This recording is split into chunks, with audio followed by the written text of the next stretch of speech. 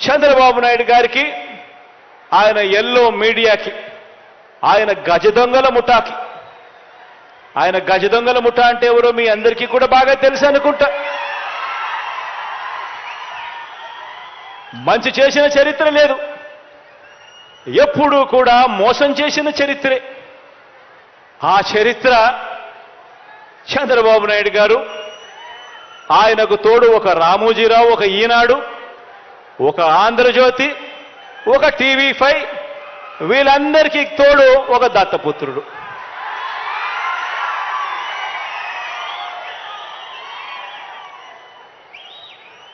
ఇటువంటి వాళ్ళు రోజు కూడా ఇటువంటి వాళ్లకు కూడా సమాధానం ఇచ్చుకోవాల్సి రావటమే నిజంగా కలికాలం అంటే అని చెప్పి కూడా అనిపిస్తుంది. ఎందుకనంటే ప్రతి ఇంట్లో కూడా కనిపిస్తా ఉంది జరిగిన ఇంత మంచి, అయినా కూడా రోజు అబద్ధాలు, రోజు మోసాలు, రోజు ఈ మాదిరిగానే వాళ్ళు ఎక్కువ మంది వాళ్ళు ఉన్నారు కాబట్టి, వాళ్ళ వైపునే పత్రికలు ఉన్నాయి కాబట్టి, వాళ్ళ వైపునే టీవీ ఛానళ్ళన్నీ ఉన్నాయి కాబట్టి, వాళ్ళు ఏమి చెప్పినా చెల్లుబాటు అవుతుంది అని చెప్పి వాళ్ళు రోజు అబద్ధాలతో వండించడం, ఆ అబద్ధాలతో వండించిన దానికి కూడా సమాధానాలు చెప్పుకోవాల్సిన పరిస్థితి అనంటే దీన్నే కలికాలము అని అంటే. ఏ మంచి చేయకపోయినా కూడా, ఏ స్కీములు కూడా ఆయన అమలు చేయకపోయినా కూడా, కేవలం మోసాలే ఆయన చేసినప్పటికీ కూడా చంద్రబాబుకేమో స్టార్ క్యాంపెయినర్లు దండిగా మంది ఉన్నారు. స్టార్ క్యాంపెయినర్లు అంటే బాబును కోసం చంద్రబాబును భుజానెత్తుకొని మోసే ముఠ చాలా మంది ఉన్నారు ఆయనకు.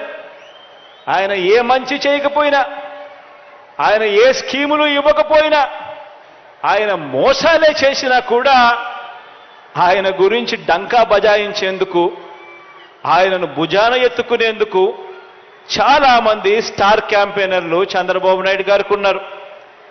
పక్క రాష్ట్రంలో, మన రాష్ట్రంలో ఎవరు ఉండరు, పక్క రాష్ట్రంలో ఉంటారు.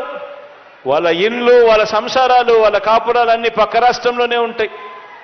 పక్క రాష్ట్రంలో పర్మనెంట్ రెసిడెంట్గా ఉన్న దత్తపుత్రుడు వీళ్లకు ఒక స్టార్ క్యాంపెయినర్ అయితే, పక్క రాష్ట్రంలో పర్మనెంట్ రెసిడెంట్గా ఉన్న ఆ చంద్రబాబు నాయుడు గారు వదిన గారు, ఆయన పక్క పార్టీలోకి వెళ్ళి చంద్రబాబుకు మరొక స్టార్ క్యాంపెయినర్. చెప్పాల్సిన పని లేదు, ఆయన వదిన అంటే అందరికీ తెలిసే ఉంటుంది అనుకుంటా.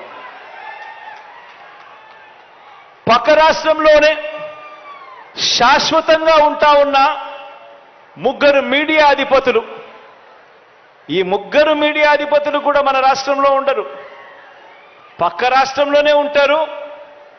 అక్కడే వాళ్ళు శాశ్వతంగా ఉంటారు. కానీ అక్కడ ఉన్న ఆ మీడియా అధిపతులు, ఓ ఈనాడు, ఓ ఆంధ్రజ్యోతి,